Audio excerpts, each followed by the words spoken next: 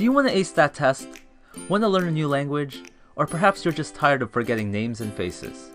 Hey brainwashed friends, I'm Aaron Tupaz of Positively Brainwashed, and I've been obsessed with memory techniques for over a decade. And today, I'm excited to teach you how to memorize anything quickly. In this video, I will cover the 3 principles to remembering, chunking, then how to memorize anything related to numbers, vocabularies, faces and names, directions, speeches, a deck of cards, and then how to never forget where you parked your car or where you left your wallet. First, we'll cover the 8-time world memory champion Dominic O'Brien's 3 principles to memorizing. A is for association. We tend to naturally link things together, kind of like a mind map. Now some say we never actually completely forget a memory, we simply just lose the path to access it. I'm sure we've all experienced the tip of the tongue phenomenon. We know the answer is somewhere in our brain, but we just can't access it. Think of accessing memories like dominoes. Naturally, the path to access memory breaks down over time if you don't review. So I'm here to teach you how to create multiple links and strong associations that are durable, so this way, even if one path or 2 breaks, you'll still be able to access the memory. L is for location. Our spatial memories are naturally incredible. Think of all the rooms and places you visited in your life and how much you can remember about them. Because one of the greatest secrets to memory is to organize and store things we want to remember in familiar places. You can even store things in video games or places you made up. This is called the method of loci, or memory palace. I recommend you create at least 3 locations for short-term storage. These are places you will reuse and cycle through numerous times to store things you don't need to remember long-term, like a quick shopping list, or perhaps you got a girl's number at a bar and your phone happens to be dead. So for example, you can use your home. First, divide your home into at least 10 rooms or sections and number them from 1 to 10 in a way that you could logically visit an order in real life, or if you were Superman and could fly. Lastly, I is for imagination. People tend to remember funny, weird, violent, and sexual things. For me personally, I see a lot of naked people and R-rated stuff in my head all the time. But be creative and experiment to find out what works for you. Also, get as much of your 5 senses involved to create strong associations and to create various links. And an easy way to remember the 3 principles is by thinking of boxing legend Muhammad Ali. Next, what if I asked you to memorize these letters? Well, it would be much easier if you split them into FBI, CBS, IBM, and IRS. This is called chunking. Instead of trying to recall 12 elements, you have now reduced it to 4. Now using the concept of chunking, we're going to learn the peg system. For every single digit from 0 to 9 and double digits from 00 to 99, we're going to associate with a noun. Now from experience, I suggest you use some living character or creature rather than an object. Then on top of that, give each noun a unique action or verb. For example, Santa Claus can be your number 25 because Christmas is on the 25th and his action could be giving a gift. James Bond can be 07 because he's 007 and his action is holding a gun. 14 can be Cupid because Valentine's Day is on the 14th and his action can be shooting an arrow. Now if you wanted to remember this number, you could split them up into chunks of 4 and use a noun-verb pattern. So you would see James Bond giving a gift to his twin who's aiming an arrow at Santa Claus who stole his gun. Then you would store this story in the first room of 10 that we created earlier. And if there are more numbers to memorize, you could store the next 12 in the second room and so on. This technique is what allowed me to memorize the first 3,000 digits of pi forwards and backwards once upon a time. You can use this to memorize anything from credit cards to the periodic table.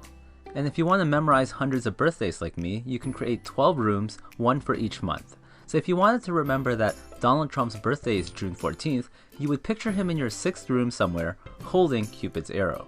Now it might take several days or more to complete your peg list and memorize it, but think of it as a one-time investment.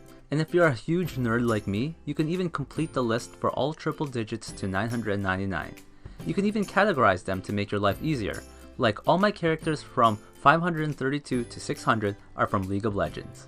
Next, you can use the method of loci for learning languages. For example, I stored many of my vocabularies for Spanish in my high school. All the feminine words I stored inside, and all the masculine words I stored outside. For example, the Spanish word for meat is carne, which happens to be feminine. So I pictured a car with a big bird nest on the front hood in the cafeteria of my high school, with the wheels made of meat. Now for my other languages, I simply use different locations. Next is how to remember names and faces. For names, the easiest way is to associate that person with someone you already know with the same name. Picture that person you already know interacting with the new person you just met and store it in the very location you met them. But as always, make it creative, like perhaps they're flying or kissing or whatever. Now if the person's name is unique, then you'll have to be creative, like learning vocabularies for languages. As for remembering faces, you need to look at their features, then exaggerate them, and then associate that person with someone you know with the similar features. For example, I once met someone who had pointy ears named Mario, so I pictured him with Spock doing the Vulcan salute to Mario from Nintendo. And remember, if you meet too many people in the same location and it's getting crowded, or if there's something you stored in your short-term palaces you want to keep, you can always copy and paste the pictures to a different location. Now to remember directions, simply use two images like a rabbit representing right and a lion representing left. So if you had to remember the directions, turn right at the gas station, left at the stop sign, and then another left at Queen Street, you can picture in your first room, a rabbit hopping around a small gas pump station, then a lion jumping over a stop sign at your second, and then a lion about to attack a queen. These images can also be used as crumb trails or markers, like when you're exploring a new place and want to make sure you can find your way back. Now they say public speaking is the #1 fear. Well, fear no more. The method of loci can be used to easily remind you what to say next, almost like cue cards. Like before, simply pick a location you're familiar with, like a park you've walked through many times, and then place as many pictures as necessary along the way to remind you what to say next. Now to remember a deck of 52 cards, it's pretty simple once you've completed your 0 to 99 list. You can simply use your first 40 numbers with every 10 representing a different suit. Then you just need to associate a character for the remaining 12 face cards. Perhaps your 4 best guy friends as the kings, 4 women who you think are hot as the queens, and 4 guys you hate as the jacks. So if you want to memorize a deck of 52 cards, you simply need 26 rooms where you place a noun and a verb in each room, or just 13 rooms if you want to place 4 cards in one room. Now when I first started, it would take me 8 minutes to remember a deck, but with enough practice, I once got it under 40 seconds. Also, as a bonus, try reciting it backwards by simply reversing the story. From my experience, this tends to really freak people out. Last is how to simply remember where you parked and how to never forget where you left your wallet. For parking, simply imagine crashing your car somewhere near you right after you just parked.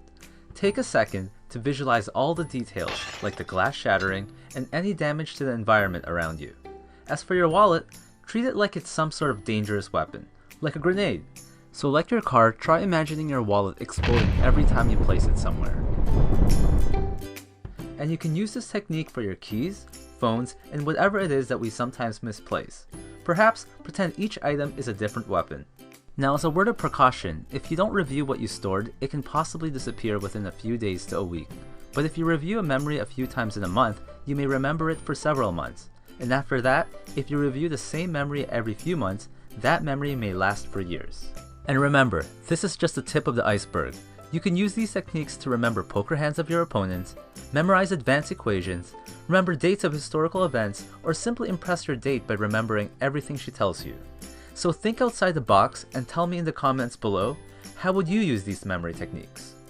Thanks for watching. If you like this video, then choose one of the following. You can either A, subscribe and like, B, listen to the share bear over there and show that you care, C, watch my latest video, or D, hope I drown.